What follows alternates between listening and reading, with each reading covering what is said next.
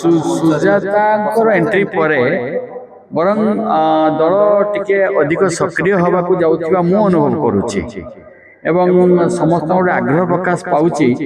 ଯେ ସୁଜାତା ଏଣ୍ଟ୍ରି ପରେ ଅନ୍ତତଃ ଦଳକୁ ସଂଗଠିତ କରିବାର ଆଉ ଗୋଟେ କିଛି ଉପାୟ ନୂଆ ବାହାରିବ ଏବଂ ଦଳ ସଂଗଠିତ ହେବ କାର୍ଯ୍ୟ କରିବ ଏଇଟା ହିଁ ଭାବନା ଆସୁଥିବା ମୁଁ ଅନୁଭବ କାହାର ରୁଚି କେମିତି ଥିବ ବା ବିଚାରଧାରା କ'ଣ ଥିବ ଅଲଗା କିନ୍ତୁ ଆମେ ଗୋଟେ पॉलिसी बा प्रिंसिपल रे हमें एक अभिन्न भाव में कार्य करछु माने यूनाइटेड भाव में काम करू दल विभाजित नुहे किंतु सुजाता एंट्री पर टिके दल टिके विभाजन आडू जाउची कारण अपन सुजातांकर एंट्री परे बरं दल टिके अधिक सक्रिय होबा को जाउथिबा मु अनुभव करूची एवं समस्त गोटे आग्रह प्रकाश पाउची जे सुजाता एंट्री परे अंततः दल को संगठित करिवार आउ गोटे किसी उपाय नुआ बाहर एवं दल संगठित हम कार्य करटा ही भावना आसुवा मु अनुभव करुच्ची रेढ़ाखोल विधायक होती प्रसन्नाचार्य किंतु सेठी रोहित पूजारी कहले जे रेढ़ाखोल विकास होनी सरकार विकास जहाँ होता मो समय होता तो प्रकारांतर जब कह परोक्ष भाव में रोहित पूजारी प्रश्न टार्गेट कर प्रसन्नाचार्य से संबंध में सेठिकार विकास क्षेत्र कथा कहार कौन वक्तव्य बा चिंताधारा अच्छी से माने ही कही पारे क्या तो पश्चिम ओडिशा व्यापार आमर एपाख जिलार स्थिति बा भित्ति कि राजनीतिक अवस्था भिन्न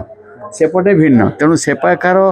एक्चुअली कौ दृष्टि किए कौन कहते से पाख लीडर माने ही कही पारे विषय निर्वाचन मंडल दलर दुई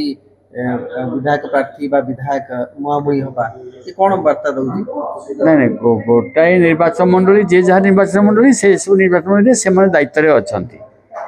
जे जा कहछंती बाकी तार कौन काउंटर केमती कौन करछंती न करछंती ताको आहुरी सविशेष के पर्यालोचना कले जे कि जना पड़िबा मोर जो मत जहाँ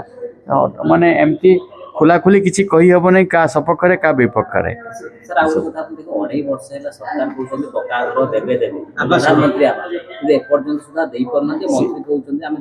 से पक्का घर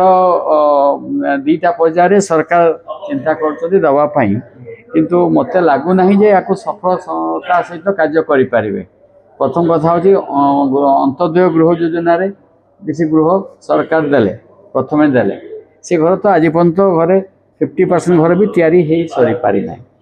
पुणी प्रधानमंत्री आवास योजना रे जो योजना रे आसूची प्रपोजाल सब आसूची से बहुत त्रुटि थिबा देखा जाउची